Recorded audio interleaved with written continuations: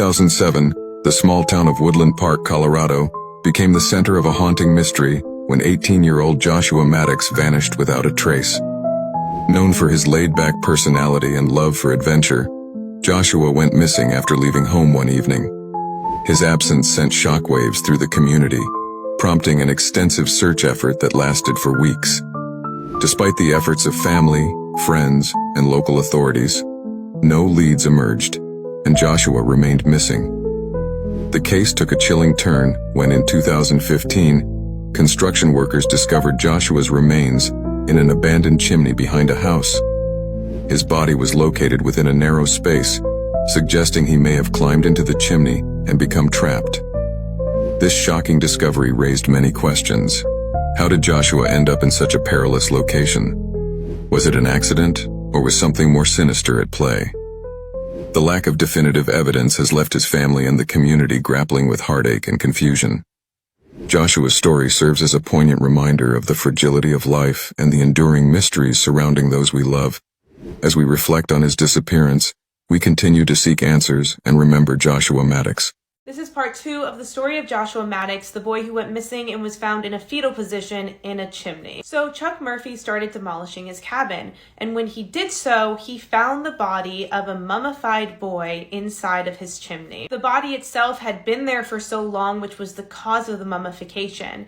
It was in a fetal position with its knees over its head, meaning whoever it was went face first down the chimney. Not only that, but a pile of neatly folded clothes was also discovered on a table inside the cabin. There were no external injuries to the body, no bullet wounds, no broken bones, no injuries that would make anyone think that this person was killed. Turns out our person in question was Joshua Maddoux. To make matters even worse, the coroner said, yeah, his death was really slow. He either died of dehydration or hypothermia. Even though the cabin was so close to the Maddox's house, it was still rather isolated in the woods. So if Joshua had gone down the chimney, gotten stuck, or whatever might have happened, no one would have heard his cries. And therefore, the coroner was like, no, it was just an accident. Just an accident.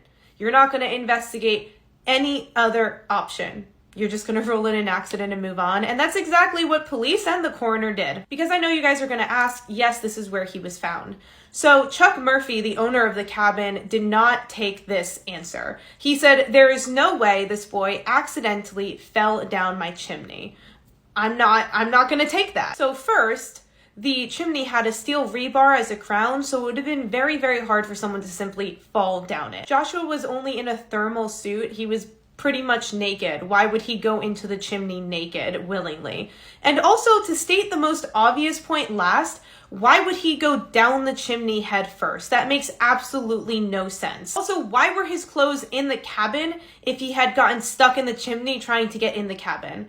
Another point that makes no sense that the police didn't even bat an eye at. And to this day, Joshua's case has still gone unsolved. And you can't even call it unsolved because police just automatically ruled it an accident, which feels really, really unfair to not only Joshua and his memory, but to his family as well. His dad, who never left the house that Joshua grew up in, hoping one day that his son would come home.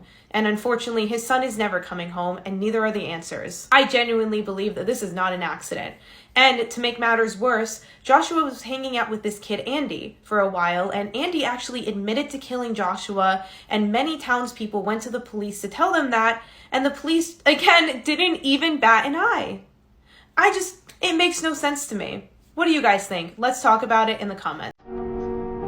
In May 2008, construction workers began tearing down an abandoned cabin in Woodland Park, Colorado, and uncovered something chilling. As they dismantled the brick chimney, they found a human skeleton wedged inside. The body had been there for years, its discovery sparking horror and confusion.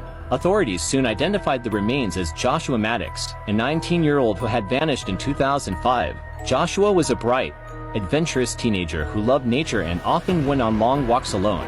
When he disappeared, many assumed he had gotten lost in the woods or started a new life somewhere, as he had often talked about wanting to travel. But the discovery of his body in the chimney turned his case from a missing persons mystery into something much darker. How could he have ended up there? The initial investigation suggested Joshua tried to enter the cabin through the chimney, became stuck, and tragically died. However, details didn't add up.